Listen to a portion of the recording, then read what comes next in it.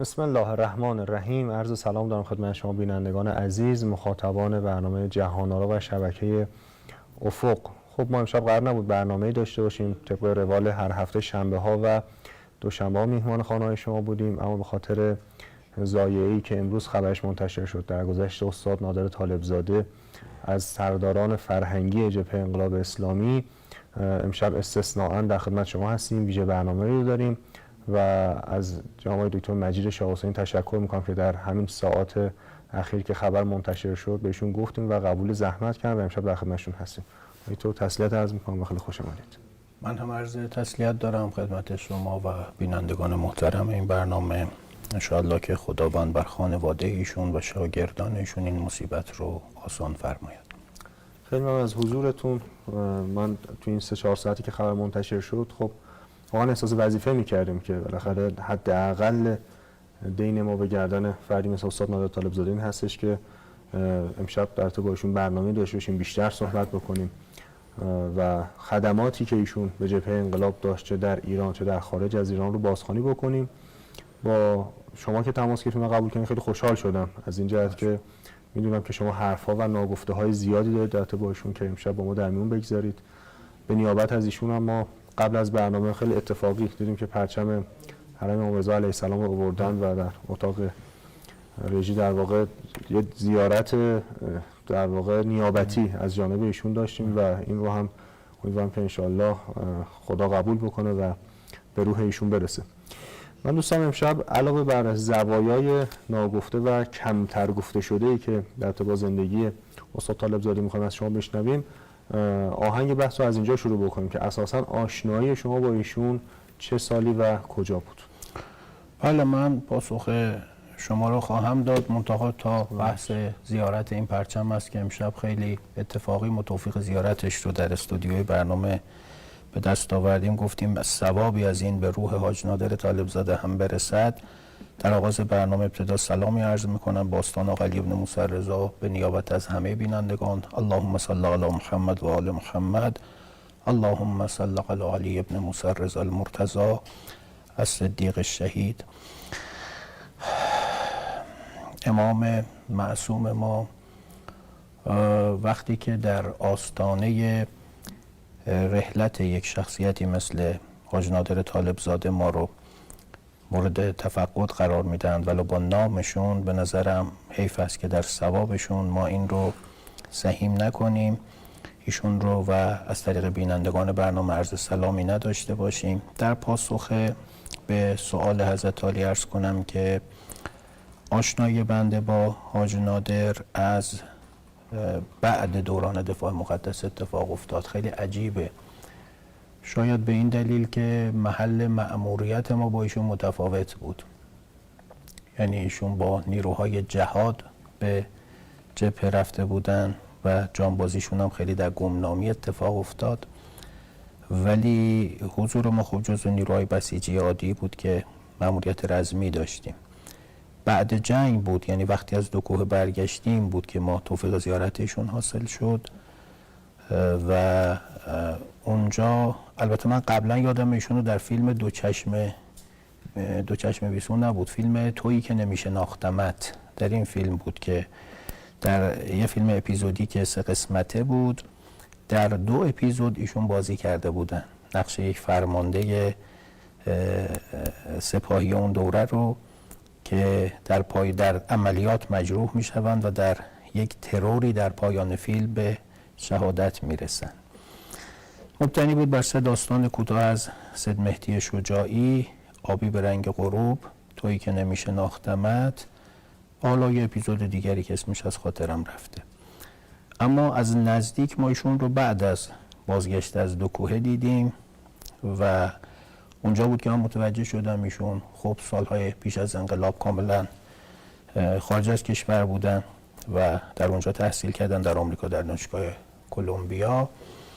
و در آغاز انقلاب اسلامی جالب است که ایشون به عنوان خبرنگار شبکه خبری CBS به ایران تشریف میارن و به نوعی وظیفش این بود که خبر تهیه کنه از ماجرای اشغال لانه جاسوسی آمریکا، ولی با دیدن شور و هیجان مردم و حقانیت انقلاب اسلامی ایران اصلا انگار مأموریتشون عوض میشه و حالا میشه زبان روایتگر انقلاب اسلامی ایران برای مخاطبین جهانی و آمریکایی اون شبکه. خیلی زود میفهمن که اصلا ایشون خبرنگار انقلاب اسلامی ایرانه، نه خبرنگار اونها.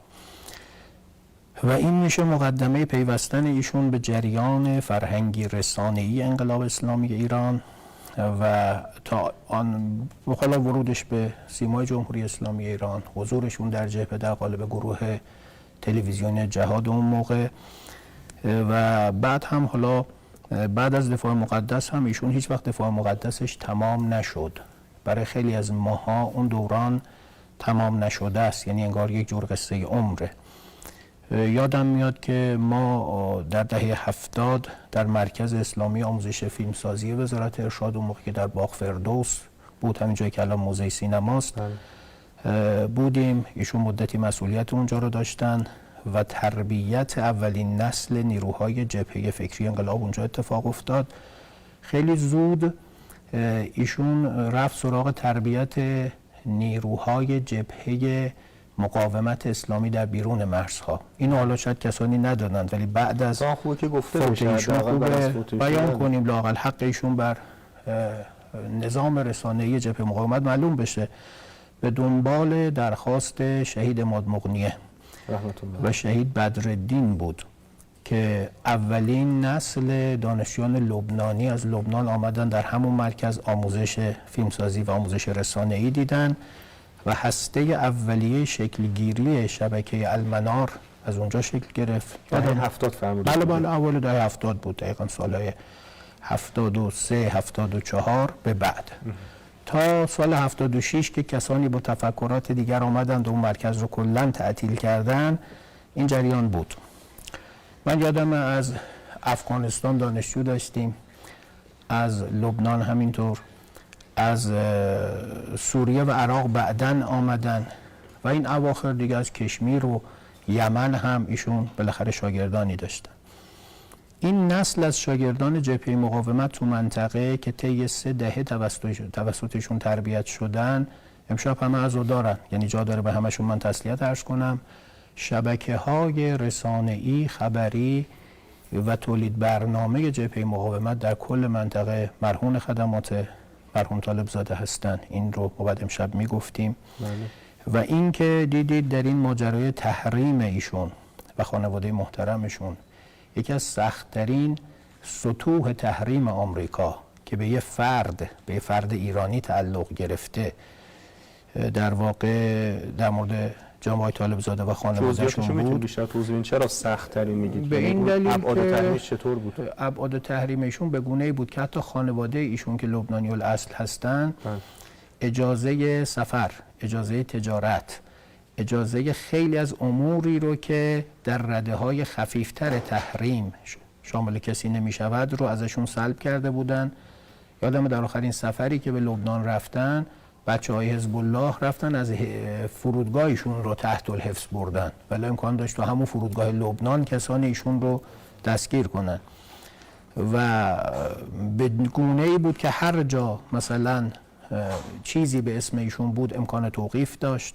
البته ایشون چیزی نداشتن، سرمایه برون مرزی ایشون آبروشون بود، شاگردانشون بودن و اعتبارشون، ولی همسر مکرمشون بالاخره در لبنان زندگی میکردن، برای اونها مشکلاتی ایجاد شد. این در شرایطی بود که خب بعد انقلاب هم خب لابد دیگه الان میتوان گفت که بیمهری هایی شده بود به دلایلی. کسانی در اون شور نخستین سالهای انقلاب به صرف اینکه حالا پدر ایشون تیمسار زمان شاه بوده اموال ایشون رو مصادره کرده بودن که من هیچ جا نشنیدم ایشون در این باب شکایتی بکند. این برای من خیلی جالب بود. میخوام این رو به عنوان یه درس به جوانانی بگویم که مستمع برنامه ما هستند. من اوج بیخواستگی و سربازی انقلاب اسلامی ایران رو در شخصیت حاج نادر طالبزاده دیدم، کسی که ظاهراً انقلاب به او محبتی نکرد ظاهراً، ولی حیات معنوی او رو تغییر داد و او تا روز پایان عمرش خود رو مرهون این نعمت انقلاب اسلامی ایران میدانست. فکر نمیکرد که مادیاتی از او دریغ شده، به معنویاتی میاندیشید که به واسطه او در واقع و شاگردان او که همش رو وامدار انقلاب اسلامی ایران هستند حالا به دیگران میرسد. به نظرم این درسی است برای همه ما. روزگاری شده که خیلی ساده میگوییم انقلاب برای ما چه کرد. این سوالی بود که سالهای نخستین انقلاب ما راحل میگفتند که بگویید ما برای انقلاب چه کردیم. فکر میکنم الان در اولین شب رحلت ایشون پاسخ خیلی بلندی دارد که برای انقلاب اسلامی ایران چه کرد و با اینکه ظاهراً انگیزه‌ای نباید می‌داشت ولی این انگیزه رو داشت. حتی به لازم مادی اگر مثلا ایشون در همون امریکا میمون که احتمالاً خیلی زندگی بهتری میتونست داشته باشه. حتما ایشون حتی برادری داشتن، آقای دکتر ناصر طالبزاده اردوبادی که از متخصصین رد بالا بودن، در آمریکا و کلینیکی داشتن و درمان‌هایی می‌کردن. اونجا هم FBI برای ایشون مزاحمت‌هایی ایجاد کرد. تهمت‌هایی رو به برادر ایشون زدن ناظر به اینکه از حامیان مالی جبهه مقاومت هستن و مرگ مشکوکی هم داشت اخوی ایشون در آمریکا. همه اینها نشان می‌دهد که بالاخره روی این خانواده یه جوری رقیب لیزر انداخته بود به قول امروزی‌ها و قفل کرده بود. اما اینکه حالا در عین همه این بیمهری‌ها در داخل هم کسانی قدرشون رو آنطور که لازم بود ندانستن سبب کدورت خاطر ایشون نبود. این برای من مهمه، این صفت ایشون، و واقعا به جوانانی که امشب برنامه ما رو دنبال میکنن این رو توصیه میکنم. این حد از بیخواستگی و اهتمام در مسیر اهداف انقلاب اسلامی ایران واقعا نمونه است. من یادم نمیاد کسی دیگری رو با این مشخصات، یعنی مثلا کسی که پسرش تیمسار دوره پهلوی است، کسی که البته از دوستان پدرشون عذرخواهی میکنم چون در تکذیب، کسی که پدرشون تیمسار عصر پهلوی است، در رفاه بزرگ شده و چون مغضوب دولت وقت بوده، چون پدرشون به دلیلی که در سرکوب عشایر کوهگیلویه و بوی رحمت شرکت نکرد مغضوب سیستم واقع شد که حالا برنامه ایران خود آقای طالبزاده در این باب داشتن که به اون برنامه ارجاع میدهم و از یاران شهید ولی الله قرنی بودن پدر ایشون. به هر دلیل برای اینکه یه جوری انگار میخواست به بچه‌هاش آسیبی نرسه اینا رو پیش از انقلاب فرستاده بود خارج از کشور که اونجا درس بخوانن. ایشون بی خبر از همه این وقایع میاد ایران، با انقلاب اسلامی همراه میشه، کاری هم نداره که انقلاب به من چه داده، آمده که ببینه برای انقلاب میتواند چه بکند و کاری کرد کارستان که امروز لااقل در غیابشون میشه به اون اشاره کرد. حالا از دهه 60 سریع بخواهم عبور کنم، در دهه 70 تربیت نسل اول نیروهای جبهه مقاومت که اشاره کردم، حزب الله لبنان، انصارالله یمن و نیروهای خوب جبهه فکری انقلاب در افغانستان، در پاکستان، سوریه و عراق و کشمیر همه وامدار ایشونن. هیچ بعید نمیدانم روزهای آینده مثلا خود سید مقاومت سید نصرالله برای ایشون پیامی بدهن و به نظرم این شأن بین المللی رو بدانیم. برنامه هایی هم که برای ما ساختن در دهه 70 از جای دیگه من تو روند برنامه سازی باشون توفیق همکاری داشتم. مثلا سریالی بود به نام بیداد خاموش، اون دوره که ما در گروه تلویزیونی جانباز انجام وظیفه می‌کردیم، ایشون 7 قسمت برای ما ساختن در مورد جانبازان شیمیایی و اول کسی بودن که مطالبه کردن غرامت این جانبازان رو از مسئولین غربی و اینکه ما نباید بابت درمان اینها به شما پولی بدهیم، شما باید به ما غرامت بپردازید و به خانواده این عزیزان.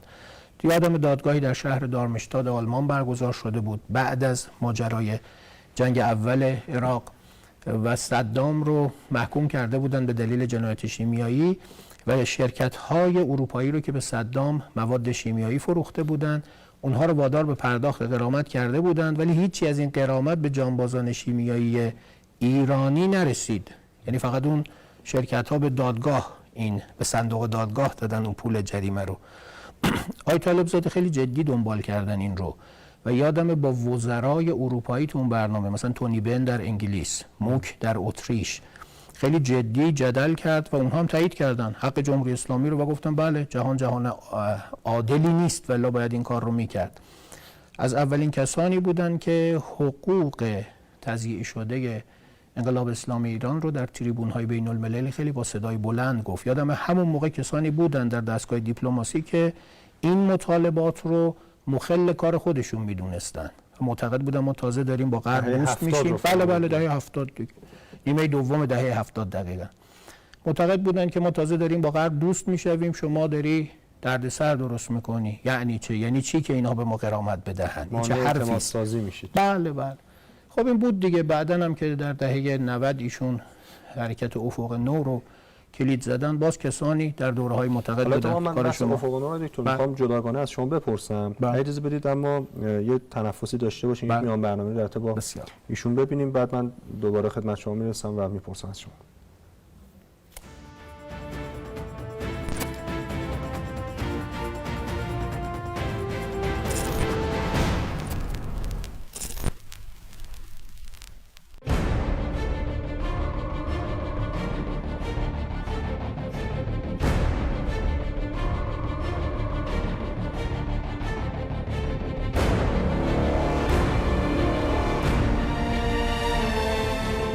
Nader Talebzadeh. Nader Talebzadeh. Nader Talebzadeh. Nader Talebzadeh. Nader Talebzadeh. Nader Talebzadeh. Nader Talebzadeh. Nader Talebzadeh.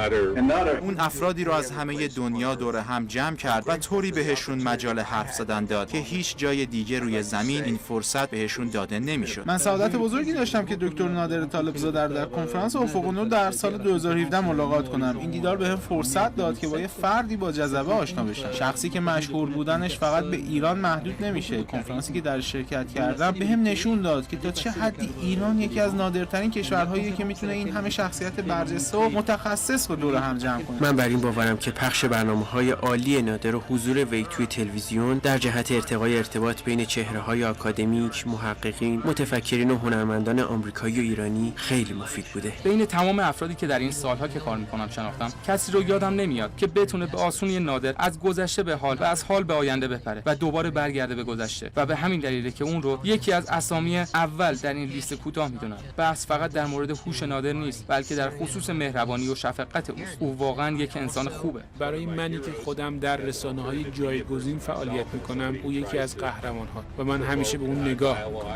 خب الان به افرادی مثل نادر ما نیاز داریم که نسبت به گروه‌های مختلف مردم دلسوز باشن. نه تنها دانش فوق‌العاده‌ای در خصوص مهمترین مسائل روز داره، بلکه قدرت درک و منطق غیر متداولی داره. اون هر دو جامعه رو به خوبی میشناسه. زمان طولانی رو در آمریکا سپری کرده. مثل زبان مادری به انگلیسی تسلط کامل داره و درک کاملا بومی از فرهنگ آمریکا داره. سوالاش هم خیلی تیز بود و به طرزی ماهرانه مصاحبه رو جلو می‌برد. جوری که شما دوست داشتید هر چی می‌دونید رو بگید. نادر طالبزاده کارهای مهمی برای جمهوری اسلامی انجام داده و در زندگی خود من نقش زیادی داره و کمکم کرد که بقیه نظرات رو متوجه بشم. او با دعوت دامنه گسترده‌ای از سخنرانان با نظرات بسیار گوناگون، تلویزیون دولتی ایران را به محل تولید قدرت بین‌المللی تبدیل کرد. این خیلی فراتر، هوشمندانه‌تر و آموزنده‌تر از تمام برنامه‌های تلویزیونی آمریکاست. نادر مستندهایی در خصوص مسائل معاصر من جمله سلاح‌های کشتار جمعی استفاده شده توسط عراقل ایران ساخته و همچنین فیلم عالی بشارت منجی که برای اهل کتاب در خصوص مسیح از دید مسلمانان تولید شده. زمانی که باهاش ملاقات کردم فهمیدم که خیلی از لحاظ معنوی انسان عمیق و روشنگری هست و ممنون از کمک کردن به ایجاد صلح از طریق فعالیت‌های بین‌المللی و به سبک کنفرانس‌هایی که برگزار می‌کنیم. نادر در فارسی به معنای کمیابه و این دقیقاً چیزیه که او هست. نادر نه فقط پل میسازه بلکه مردم رو به هم میرسونه. بسیاری از فعالین ضد جنگ در این گردهمایی بزرگ بین‌المللی دور هم جمع شدن و به لطف نادره که اونها همو می‌بینن و سکویی برای این فعالیت‌ها پیدا می‌کنن. باور اون اینه که ما حتی اگه با همدیگه موافق هم نباشیم، با درک بهتر همدیگه دنیای بهتری خواهیم داشت. ذات کارها و نگاه نادر طالبزاده و ماهیت کارهاش اینه که درک و معلوماتش رو بالا ببره. بزرگ بودن این مرد فقط به دلیل درخشان بودن، مستندساز بودن و مجری بودن برنامه اصل نیست. برنامه‌ای که به مهمترین مسائل فکری، فلسفی، دینی، متافیزیک، مدرنیته و عصر معاصر میپردازه. طالبزاده یک شیعه واقعی هست، نه فقط در ظاهر بلکه در قلبش و روحش و باطنش یک عمق معنوی و عرفانی دارد. مبارزه طالبزاده یک مبارزه ایدئولوژیکی و سیاسیه. من باور دارم نادر یکی از افراد انتخاب شده برای نبرد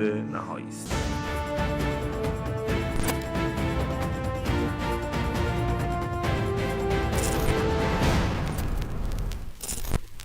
ممنون که بیننده برنامه جهان‌آرا هستید. امشب به مناسبت درگذشت استاد نادر طالبزاده ویژه برنامه رو داریم. مهمان حضوری ما جناب دکتر مجید شاه حسینی هستند که در قسمت اول برنامه صحبت‌هایشون رو شنیدیم. ارتباط تلفنی هم داریم با جناب مسعود دهنمکی، کارگردان و از چهره‌های هنری انقلاب اسلامی. اگر صدای بنده رو دارید خدمت شما سلام عرض می‌کنم. سلام عرض می‌کنم خدمت شما و همکاران و میهمانان و همچنین بینندگان این برنامه و تسلیت عرض می‌کنم.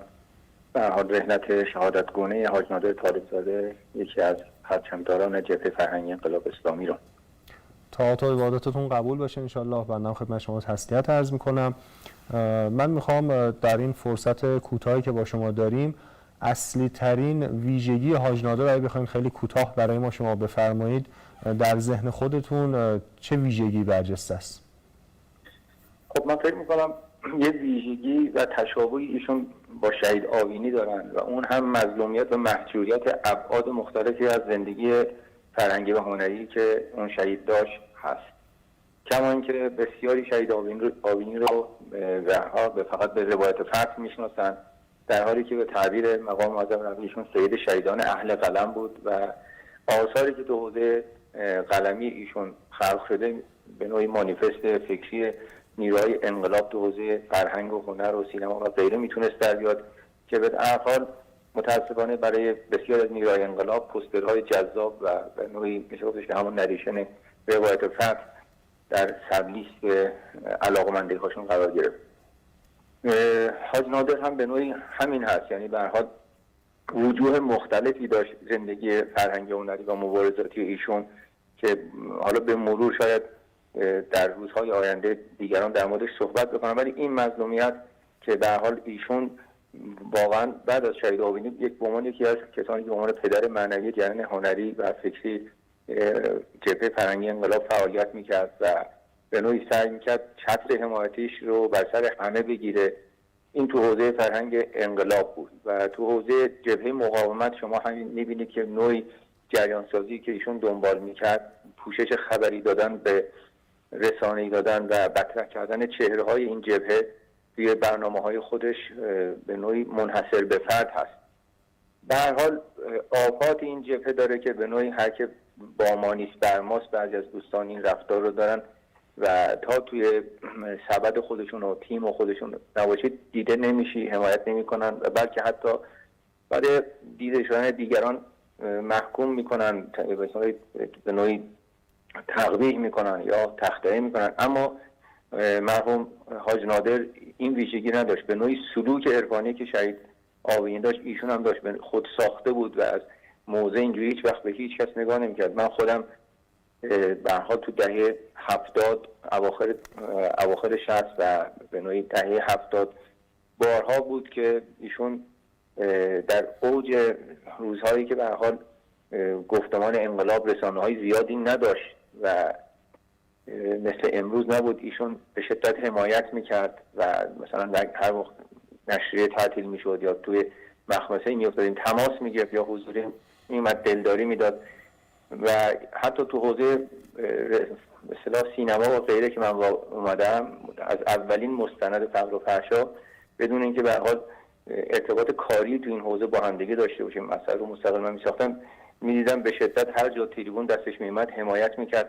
نه اینکه نسبت به من اینجوری باشه، میدیدم که نسبت به همه بچهای انقلاب این به اصطلاح عطوفت، مهربانی و پدری رو داشت.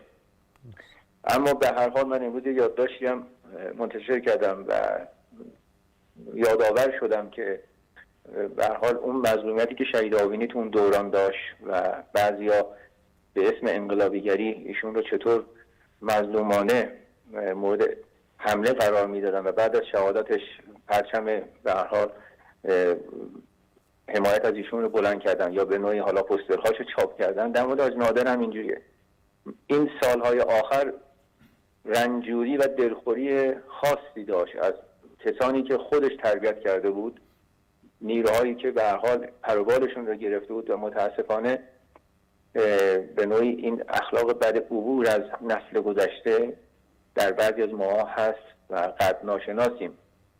بارها میشد ایشون برای من درد دل میکرد وقتی میدید حالا آثار ما مورد حمله قرار میگیره، به خصوص این آخرین بار یادم سر دادستان که حالا به اسم حزب الله‌گری خیلی حمله میکردن، تماس گرفت هم به مدیران سازمان که نترسید این نابترین گفتمان انقلاب توی بحث عدالت‌خواهی تو سریال سازی هست، و هم با خودم و میگفتش که به هر حال اون نسل جبهه و جنگ تکرار نشدنی هست. یعنی اون ویژگی هایی که بچه‌های جبهه و جنگ داشتن تو میدون مین، اگر کسی جلوتر رد میشد وقتی به پیکرش میرسیدن با احترام پیکرش رو کنار میزدن، میبوسیدن، کنارش میزدن و رد میشدن. ولی تو این جبهه خودی نسل بعدی متأسفانه خیلی این اخلاق بچه‌های جبهه و جنگ رو به ارث نبردن و وقتی شما رو وارد میدون مین میشید، حوزه فرهنگ و رسانه، راه رو برای دیگران باز میکنی، متاسفانه از رود رد میشن، پاشون هم یه مقدار حتی فشار هم میدن.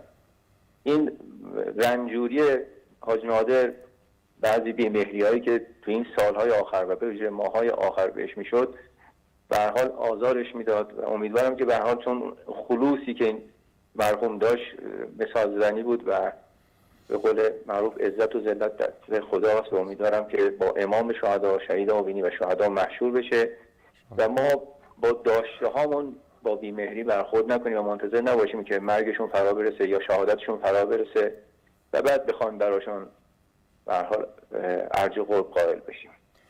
بسیار خب، تشکر می‌کنم از جناب دهنمکی. خیلی ممنون که دعوت ما رو پذیرفتین و در خدمت شما بودیم. ممنونم. خدا نگهدار.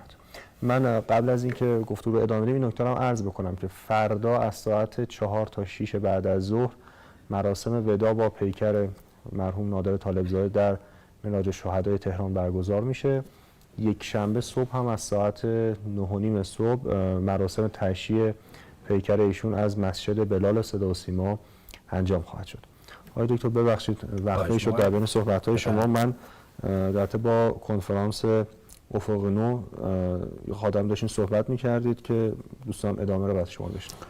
بله، عرض کردم در ادامه کاری که در دهه 70 ایشون انجام داد تحت عنوان پروژه بیداد خاموش و استیفای حقوق جانبازان شیمیایی ما بود از دادگاه‌های بین المللی و شخصیت‌های سیاسی روز اروپا که کسانی اون موقع بر نتابیدند و برایشون خورده گرفتن که خلاف مسیر دیپلماسی کشور در نیمه دوم دهه 70 داری عمل میکنی. در دهه 90 همین ماجرا تکرار شد و ایشون اون موقع به عنوان یک تئوریسین رسانه جبهه انقلاب جریانی رو شروع کرد که این بار از زبان صاحب نظران بین المللی اروپایی، آمریکایی و سایر نقاط در محکومیت جهانی ایالات متحده آمریکا، رژیم اشغالگر صهیونیستی و لابی سلطه‌ای که جهان اسلام رو تحت فشار گذاشته است این جریان شروع شد.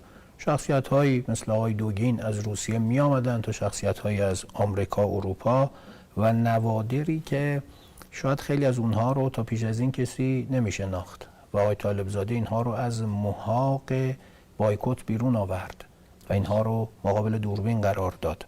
چند دوره برگزاری افق نو رو من کاملا خاطرم هست. دوره های نخستین رو در قبالش تجاهل العارف میکردن، یعنی میخواستن بگن اصلا ما نمیبینیم این رو.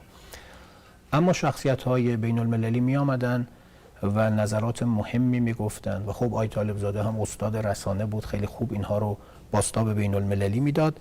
از موج دوم به بعد افق نو مخالفت ها شروع شد. هم در داخل کسانی زمزمه شروع کردن که این چه وضعی است، چرا دارید مخل گفتمان ما با غرب میشوید، در صورتی که همه جای دنیا همینه. اتفاقا اگر اصحاب دیپلماسی قدر میدانستن این گفتمان را که کسانی در نظام رسانه‌ای از منظر فرهنگی، کسانی که دولت مرد نیستند، مطالبات جدی اجتماعی رو بیان کنند و کسانی که حالا دولت مردند و دیپلماتن پشت میزها از این مطالبه تجمیع شده جهانی به عنوان ابزار فشار استفاده کنند. همه جای دنیا همینطوره. حرف‌هایی رو سیاستمداران میزنن و حرف‌هایی رو اصحاب فرهنگ و این دو معد یکدیگر است، مکمل هم است. جایی مطالبه میکند، جایی مذاکره میکند. این کجاش غلط است که مذاکره کنندگان حرف مطالبه کنندگان رو بر نتابیدن و گفتن که شما دارید کار ما رو به هم میریزید. کجای مثلا همایش فرهنگی رسانه بین المللی مخل کارشون بود که به نوعی در صدور ویزا برای این افراد ایجاد زحمت شد. نهایتا آقای طالبزاده دیگه دور آخر این ماجرا رو در بیرون مرزهای جمهوری اسلامی در لبنان برگزار کردن با عنایت حالا دوستانی که اونجا داشتن. دور آخر افق نو در لبنان برگزار شد. تو اجازه بدید من جمله مرحوم طالبزاده البته با همین قضیه بخونم، بفرمایید. ایشون خودشون صراحتاً اشاره کرده بودن بعد از اینکه سال 90 دولت‌های روحانی اومد و اون ماجرای افق نو تعطیل شد، عین جمله طالبزاده هستش: در دوران روحانی اولین اقدام دولت متوقف کردن کنفرانس ضد اسرائیلی افق نو بود. بله. وقتی که صلاحیت های ظریف به عنوان وزیر خارجه در مجلس تایید شد، در اولین اقدام با آقای جنتی وزیر ارشاد وقت تماس گرفت و گفت جلوی این کنفرانس را بگیرید. یعنی این واقعا حیفه اینا گفته نشه، از این جهت که اینا واقعا بخشی از تاریخ ما در همین سالهای گذشته است که همونطور که آقای نمکی هم گفتن بعید نیست خیلی از کسانی هم که در این سالهای گذشته همین موانع رو داشتن ایجاد می‌کردن فردا روزی بخوان تغییر رنگ بدن و حتی در قامت اولین کسانی قرار بگیرن که احتمالاً پیام تسلیحاتی بخوام بدن یا مواردی از این دست. ادامه همون جریان دیپلماسی و میدان بود دیگه. یعنی کسانی که معتقد بودن افرادی که در میدانن دیپلماسی اونها رو دارن به هم میریزن. بی تعارف بگویم من حاج نادر رو در عرصه رسانه و فرهنگ هویت متکثر حاج قاسم میدانم. متکثر حاج قاسم این عرصه بود، یعنی کاملا بصیرت داشت، میدانست که در عرصه رسانه‌ای باید چه بگوید که به نفع نظام جمهوری اسلامی ایران باشد و بسیار شخصیت جامع الاطرافی داشت، شناخت بسیار دقیقی از دنیای امروز داشت و هرگز حرفی به زبان نمی آورد که مخل منافع جمهوری اسلامی ایران باشد. البته من دیپلمات نیستم خوشبختانه، ولی اگر بودم حتما چنین گفتمانی رو قدر می دانستم و این مطالبات درست و به قاعده‌ای که ایشون در عرصه نظام رسانه‌ای کشور و جهانی مطرح می‌کردند رو حتما ازش حسن استفاده می‌کردم در مراودات بین المللی. حالا به حال کشور دیگه هم این کارو می‌کنن ولی متأسفانه اینجا برعکس کسانی این رو در دوره مسئولیتشون انجام ندادن.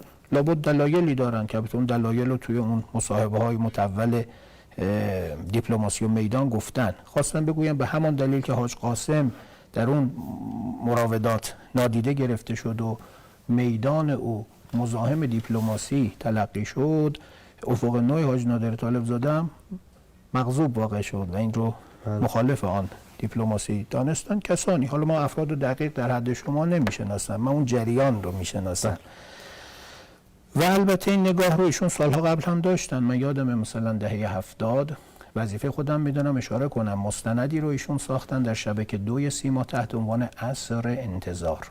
امیدوارم شبکه 2 این مستند رو بعد از مدتی از آرشیو بیرون بیاورد و نشان بدهد. نگاه بین المللی بود. 3 قسمت اول عنوانش بود فردوس گم شده، بازگشایی پرونده آندلس اسلامی بود. ایشون سفری میکنن به آندلس. من برای اول بار آیت الله جعفر گونزالس اونجا دیدم، آشنا شدم به عنوان شخصیت اسپانیایی تبار شیعه و اینکه تمدن آندلس چه بود، چه شد، فروری غرب با اونها چه کرد، شکنجه ای که بر مسلمانان روا داشت و اینکه این دیپلماسی که مدام میگویند تا به نفع خودشونه میگویند، به محض اینکه اسکنن گفتمان و تضارب آرا به ضررشونه بدترین شکنجهگران تاریخ خواهند شد. اون 3 قسمت خیلی برای من جالب بود و قسمت‌های بعدی اون مجموعه تحت عنوان عصر انتظار تا لبنان می آمد. یا کار بزرگ ایشون در اوایل دهه 80 با نام خنجر و شقایق و سفری که به بوسنی میکنن، درست وقتی که در کشور یک سکوت مرگبار راجع به بوسنی در شرایطی که خبرنگاران خارجی جرأت نمیکنن از این مسلخ خونین بالکان سخنی به زبان بیاورن، حاج نادر طالبزاده و تیم کوچکشون تا قلب بوسنی، تا قلب محاصره گوراژده میروند و تصاویری رو برای نخستین بار از بوسنی و خونریزی غرب در دل یک منطقه اسلامی در اروپا، یه مسلخ خونین که برای مسلمانان در منطقه بالکان رقم زده بودن در اون سالها، تصاویری که ایشون تهیه میکنند است که اون بایکوت رسانه‌ای، آن انحصار رسانه‌ای رو میشکنه. و جالب باز همون سالها در داخل کشور کسانی مانع پخش این کار از طریق رسانه ملی شدن و اون رو پخشش رو به صلاح ندانستن. تمام کارهایی که حاج نادر ساخت به نوعی از زمان خودش جلوتر بود. خوشبینانه بخواهم بگویم کسانی که مزاحم ایشون میشدند فکر میکردن این حرفا خیلی داغه، این حرفا رو الان نباید زد، این حرفا رو بزنیم برای ما تو دنیا بد میشود. ولی ایشون نیازهای آینده رو میدید. حرفش این بود مگه من مسئول نظامم؟ مگه من شخصیتی هستم؟ من یه عنصر رسانه‌ای ام. من یک فردی هستم که میتوانم مطالبات فرهنگی رسانه‌ای انقلاب اسلامی ایران رو بگویم بدون اینکه هیچ هزینه‌ای برای مسئولین کشور ایجاد کنم. کما اینکه مثلا حالا خبرنگاران اونها وقتی حرف ما علیه ما حرفی میزنن، مگه ما از مسئولین اونها بازخواست میکنیم یا مطالبه میکنیم؟ به هر حال ایشون کارهای خیلی بزرگی کردن. یادم باز در همون سالهای دهه 70 بود، برنامه رو از شبکه 4 سیما رفتن تحت عنوان پشت پرده. تا من یه سوالی هستم شما دکتر اجازه بدید من اینو میپرسم که توضیحات بعدی شما رو بشنوم. من اصلا سوالم همین بودش که ایشون چند تا برنامه داشتن در همه این سالا در تلویزیون، گفتگوهای در واقع تاک شو، حالا بخوایم خیلی خودمون سوال کنیم، پشت پرده، راز شبکه 4، عصر همین شبکه افق، مکس شبکه 3. علیرغم اینکه قالب همه این برنامه‌ها گفتگو محور بود، یعنی یه قالب تکراری هستش، اما تمام این برنامه‌ها به اصطلاح خوب گل کرد، خوب دیده شد. رمز این موفقیت حاج نادر خودش برای اهالی رسانه به نظرم خوب حداقل گفته بشه. رمز موفقیت همه این برنامه‌ها شخصیت منحصر به فرد خود حاج نادره.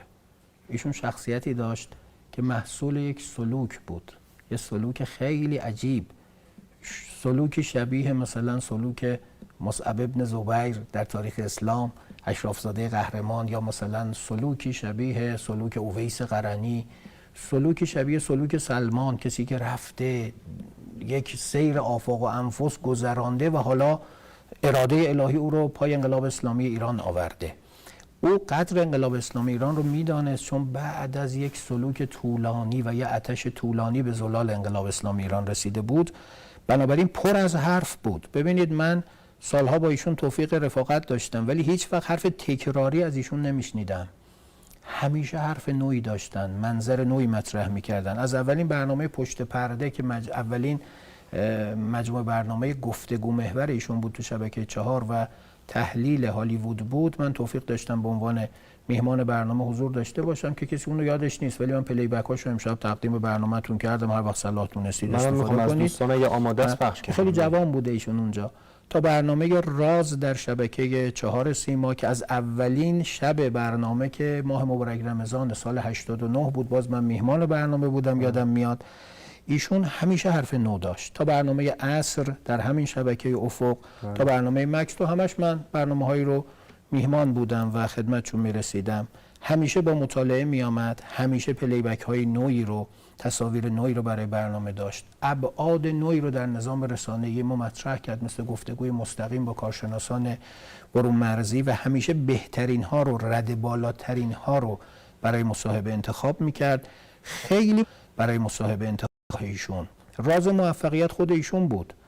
اصلا ببینید یه برنامه گفتگو محور تلویزیونی شکل نمیگیرد الا از طریق یک شخصیت کارشناس مجری منحصر به فرد که خود او دریای اطلاعات باشد، محصول سلوک باشد، خود او به قول امروزی ها یک مخزن الاسرار، به قول امروزی ها دیتا سنتره، هر چه که هست بیان می کند، هر چه که هست از خودش حرفی دارد برای گفتن، غیر از کتاب هایی که خوانده خودش یک کتاب ناطقه.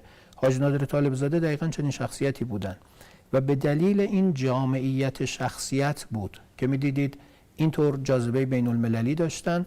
حالا فکر میکنم بعد از رحلت ایشون ما کاملا با دیدن شاگردان ایشون در نظام رسانه بین المللی بیشتر متوجه بشویم که نقشی رو که حاج قاسم سلیمانی در عرصه نظامی در جبهه مقاومت داشت، حاج نادر طالب زاده در عرصه رسانه‌ای و فرهنگی داشتن.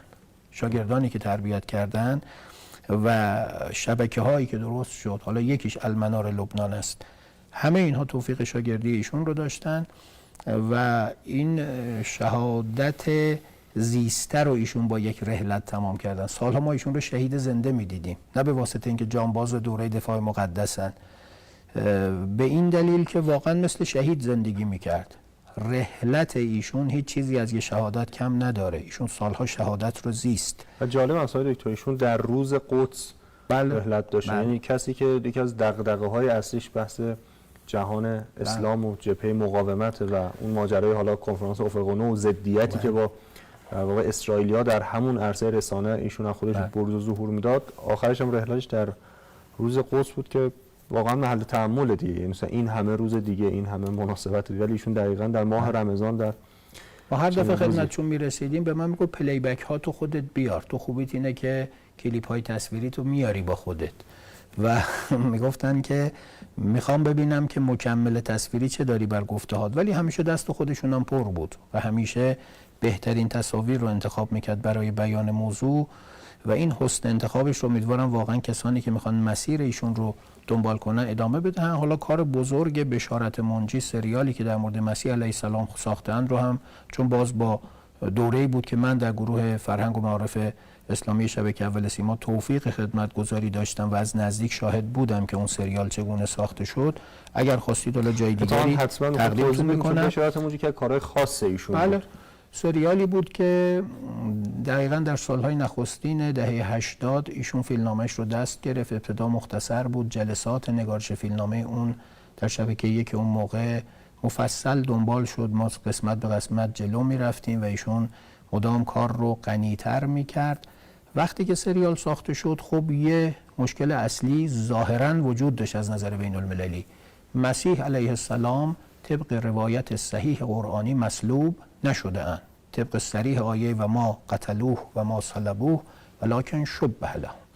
ولی پیروان جهانی ایشون خب چون اعتقادی دارن، خب ایشون فرجام سریالش رو بعد چگونه میبست؟ قاعدتا دو روایت کاملا متفاوت. یادمه که ایشون خودشون به من گفتن که در ملاقاتی که با سید حسن نصرالله داشتن ایشون، سید حسن گفت که آیه طالب زاده شما قاعدتا فرجام کار را باید با دو تیتراژ ببندی، با دو پایان تنظیم کنی، یکی روایت مسیحیت و قید کن کپشن برو که شما مسیحیان عالم فرجام پیامبرتون رو مصلوب شدن میدانید، اما ما مسلمانان ضمن احترامی که برای شما قائلیم چنین اعتقادی نداریم. ما معتقدیم که اون بزرگوار به معراج رفتن و این باور رو درست میدانیم رفتن و این باور سید حسن نصرالله بود که هر دو روایت رو شما کار کن و اون نسخه بین المللی سریال که در لبنان هم پخش شد با این کیاست کار شد. جالبه که همون موقع جریان‌هایی رو در اعتراض به این سریال راه انداختن، در لبنان تظاهرات شد، یه کارایی کردن چون فکر می‌کردن فرجام کار خیلی بده،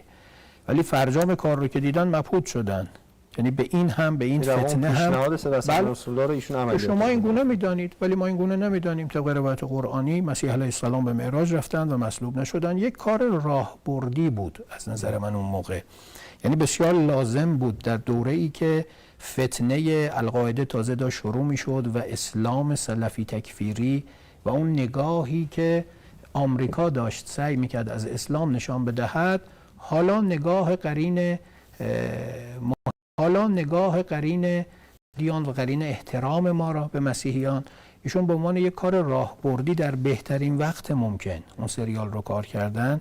اون سریال در داخل کشور خیلی دیده نشد، حتی تکرار نشد، اما خب در خارج از کشور خیلی مهم بود. تا واتیکان رفت، در جشنواره ریلیجن تودی قسمت‌هایش نمایش داده شد. آقای طالب زاده میگفتن که برای من جالب بود در سالونی که تعداد زیادی کاردینال، اسقف و کشیش نشستن تو واتیکان نشستن، نسخه سینمایی اون سریال رو دیدن، پا شدن از من تشکر کردن، گفتن بله این روایتی که شما گفتید مورد قبول ما نیست ولی خیلی محترمانه بود، ما از شما تشکر میکنیم که به پیامبر ما احترام گذاشتید.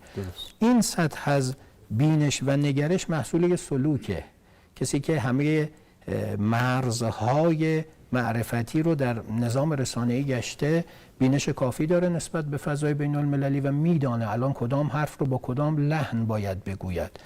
متاسفم کسانی این نگاه رو در ایشون ندیدن و ایشون رو در افق تنگ نگاه خودشون تفسیر کردن. امیدوارم حالا فرصت کافی داشته باشن که در فراق ایشون یک بار دیگه حاج نادر طالب زاده رو مطالعه کنن و نقش راهبردی ایشون رو طی 4 دهه انقلاب اسلامی ایران از نو تعریف کنن، ببینن و اعتراف کنن. انشالله. آقای دکتر عزیز بفرمایید یک گفتگوی تلفنی دیگه همکارانم زحمتش کشیدن. جناب دکتر بیژن نوباوه نماینده مردم تهران در مجلس شورای اسلامی رو به خط هستن. اگر صدای بنده دارید خدمت شما هم سلام عرض می‌کنم. سلام علیکم و رحمت الله. سلام علیکم. تسلیت عرض می‌کنم خدمت شما نوباوه. ببخشید دوست داشتیم حضوری هم در خدمت شما باشیم.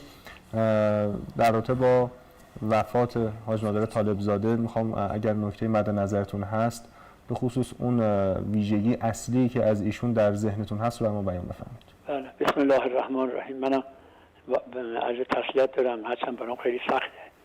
اصلا این باور من خیلی مشکل نبود حاج نادر رو صحبت‌های بسیار خوبی جناب دکتر شاه حسینی کردن.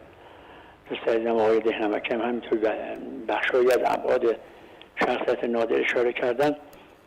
من بعد از کنم شاید جز آخرین نفرایی بودم که همین چند روز پیش خدمت ایشون بودن، رفتم بیمارستان خاتم الانبیا و همسرشون هم بودن و دیدمشون. چند تا پیام به من دادن، دستی به سر من کشیدن. خیلی برام عجیب بود و هیچ وقت اینجور ندیده بودم.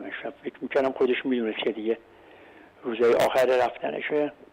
من میخوام چند تا مورد بگم که واقعا خب دوستان از اشاره کردن. های شاه حسینی بسیار مبسوط اشاره میکنن. خوشبختانه همه ابعاد شخصیتیشون خیلی خوب میدونن، اما فکر میکنم حق حاج نادر خیلی بیشتر از ایناست و ان شاءالله در آینده برنامه‌های دیگه یا شرایط دیگه به اون بیشتر اشاره بکنیم.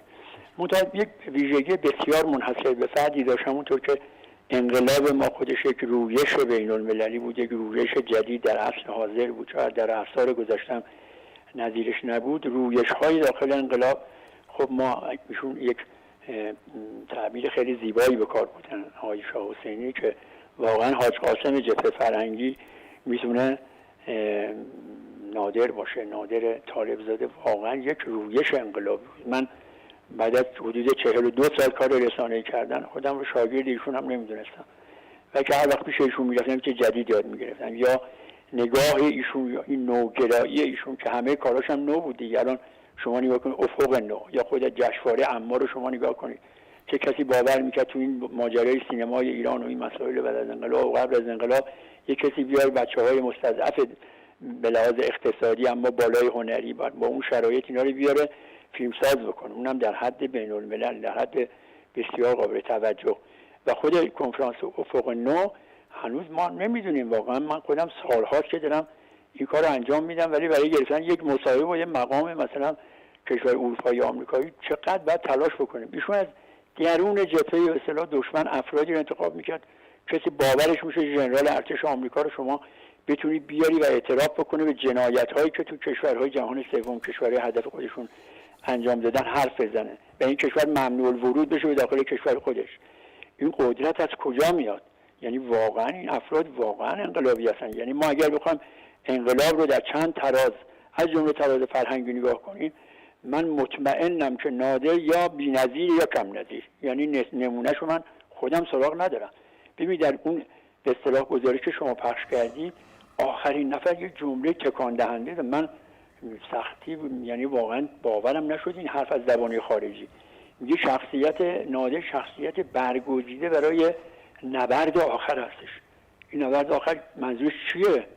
یعنی امروز میگه تمام دنیا در برابر انقلاب ما وایساده و اینها همش به در واقع همت افراد بزرگی در عصر رسانه که این همه جنگ نمیدونم سلاح‌های نظامی و بیولوژیک و اینا همه مطرحه. نادر یک تنه واقعا این کارو میکرد. من با افرادی که از نزدیک با نادر کار میکردن باشون صحبت میکنم، اون که آقای دکتر شاه حسینی فرمودن خدا رو شاهد میگم من هر وقت ایشون میدم یه حرف تازه میزد و این حرف تازه نشون دهنده این بود که هم مطالعه میکنه و هم معتقده به این قضیه و این نشون دهنده واقعا عظمت انقلاب ماست و نادر در عظمت انقلاب واقعا جان به جان آفرین تسلیم کرد. شاید این مورد کمتر دوستان گفتن.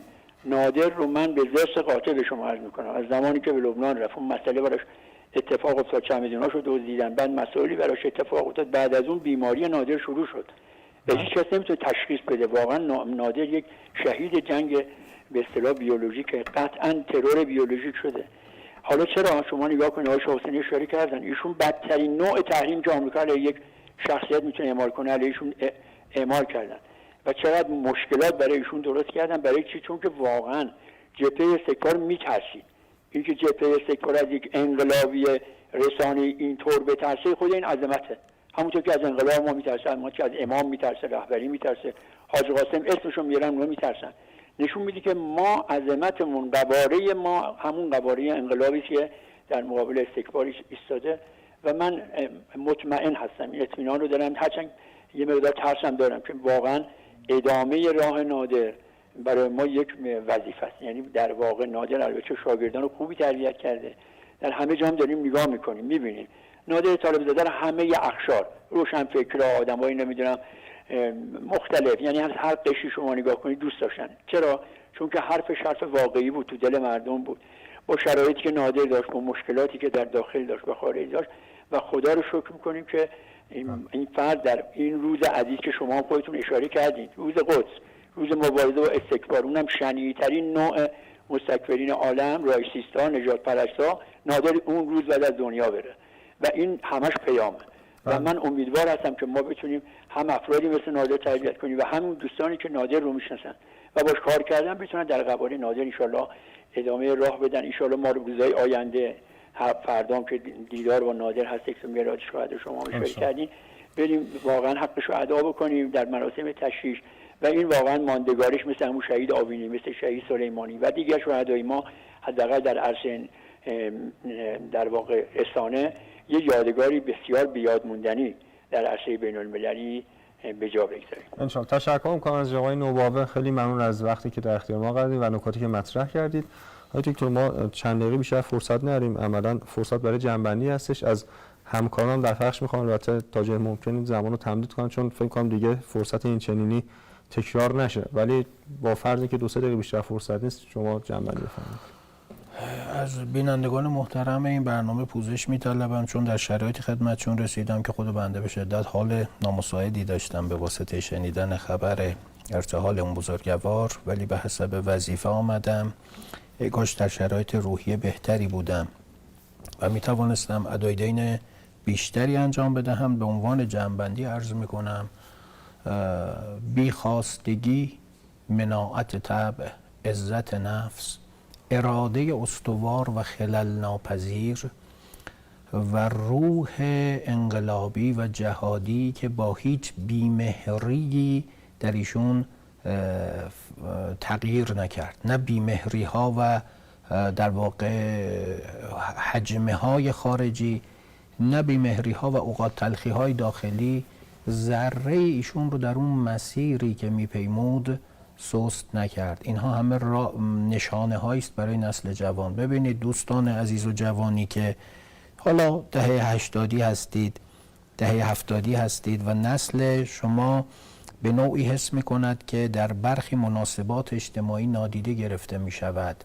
به نظرم صفاتی که در جناب آقای طالب زاده ما دیدیم برای شما میتوانه بسیار آموزنده باشه. قرار نیست که ما در این مسیر که می رویم مدام از همون تجلیل و تکریم بشود. مهم این است که این راه را بپیماییم به قیمت آبرو، به قیمت جان، چون جهاد است. این نگاه جهادی آقای طالب زاده برای من خیلی جالب بود و این جوان ماندن روح ایشون وقتی دعوت حق رو لبیک گفتن که 69 سال داشتن، ولی هر زمان که من خدمتشون می رسیدم در واقع مثلا یک جوان 19 ساله می دیدم تو روحیه، در اون شور مبارزه و جهادی که از یک بصیرت درونی نشأت می گرفت. ولایت محوری ایشون برای بنده بسیار مهم بود. یادم در یکی از تشرفایی که خدمت مقام معظم رهبری بود، دقیقاً سال 92 اردیبهشت، آقا ایشون رو بوسیدن. برای ایشون خودش تعجب کرده بود و اشک تو چشمش جمع شده بود. میگفتم حاج نادر چیه؟ میگفت که آخه من که لایق نبودم، مگه ما چه کار کردیم؟ این نگاه بی‌طمع و بی‌خواسته که همه آن در واقع تکلیف است و نه حق، در روزگاری که آدم‌ها همه فقط حقن و تکلیفی برای خود قائل نیستن، به نظرم برای نسل جوان بسیار میتونه آموزنده باشه. بقیه‌اش هم انشالله در فرصت دیگری که حال ما بهتر بود و پلی بک های شما پروپیمانتر خدمتتون عرض کنم. تشکر میکنم از لطفی که کردید و حاضر شدید. از شما مخاطبان عزیز هم ممنونم. فردا شب ساعت 22 در خدمت شما هستیم. التماس خدا و خدا.